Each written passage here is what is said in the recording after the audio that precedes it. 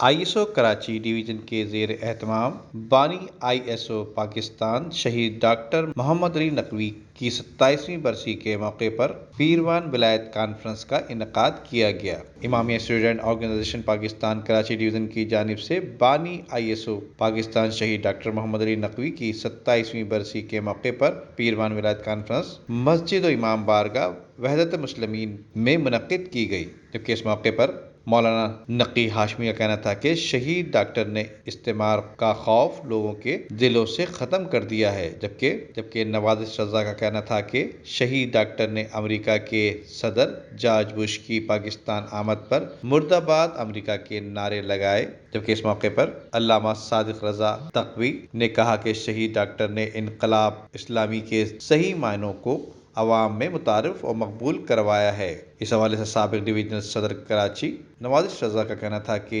ISO Pakistan کے کامیاب سفر میں شہید ڈاکٹر اور ان کے رفقا کا خون شامل ہے۔ ندیم صدیقی، میٹرو 7 پاکستان۔